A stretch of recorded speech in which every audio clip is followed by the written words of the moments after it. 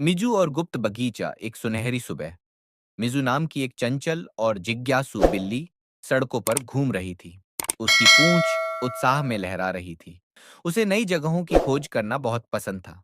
और आज कुछ अलग उसकी नजर में आया।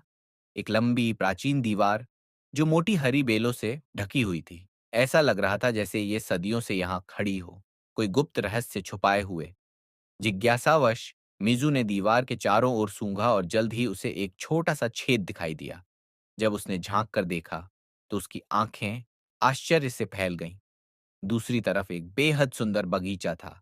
हरी भरी घास, रंग बिरंगे फूल और धूप में झिलमिलाता एक छोटा सा तालाब। लेकिन समस्या यह थी, वहां जाने का कोई रास्ता नहीं था। गुप्त बगीचे की सच्चाई जानने के लिए मिजू ने प्रवेश द्वार खोजने की ठान ली।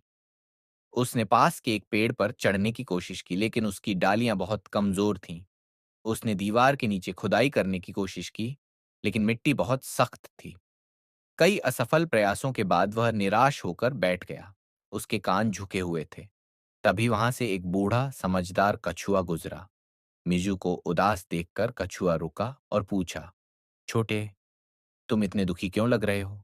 मिजू ने गहरी सांस ली और कहा, मैं इस खूबसूरत बगीचे को देखना चाहता हूँ, लेकिन मुझे अंदर जाने का कोई रास्ता नहीं मिल रहा। कछुआ मुस्कुराया और बोला, कई बार रास्ता वहां नहीं होता जहां हम उसे ढूंढ रहे होते हैं। अपनी आंखों से नहीं, दिल से देखो।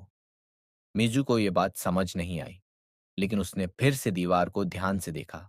इस बार उसने देखा कि एक छोटा पत्थर बाकी पत्थरों से अलग लग रहा था। धीरे से उसने उसे धक्का दिया और उसकी खुशी का ठिकाना नहीं रहा जब पत्थर हिल गया।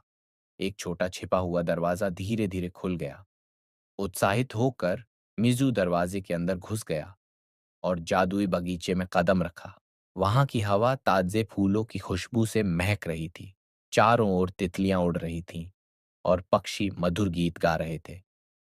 ये किसी स्वर्ग से कम नहीं था। बगीचे में घूमते हुए मिजू ने देखा कि एक छोटी चिड़िया एक ऊंचे पेड़ पर लगे मीठे फल तक पहुंचने की कोशिश कर रही थी। बिना किसी झिझक के मिजू झट से पेड़ पर चढ़ा और धीरे से फल को नीचे गिरा दिया। धन्यवाद मिजू, चिड़िया चहक कर बोली। ये बगीचा केवल सुंदर ही नहीं है, ये वह जगह है जहां दयालुता इसे और अधिक जादुई बना देती है। मिजू मुस्कुराया और उसे सच्ची सीख मिली। ये केवल बगीचे के अंदर जाने की बात नहीं थी, बल्कि दूसरों की मदद करने और इस जगह को और भी खूबसूरत बनाने की थी। कहानी की सीख, हर समस्या का हल छिपा होता है। कई बार हमें केवल सामान्य से परे देखने की जरूरत होती है। अगर आपको यह कहानी पसंद आई तो हमारे चैनल को सब्सक्राइब करें, बेल आइकन दबाना ना भूलें ताकि आपको नई कहानियों की नोटिफिकेशन सबसे पहले मिले। लाइक करें, कमेंट करें और अपने दोस्तों के साथ शेयर करें। जल्द मिलते हैं एक और मज़ेदार कहानी के साथ। तब तक के लिए अलविदा।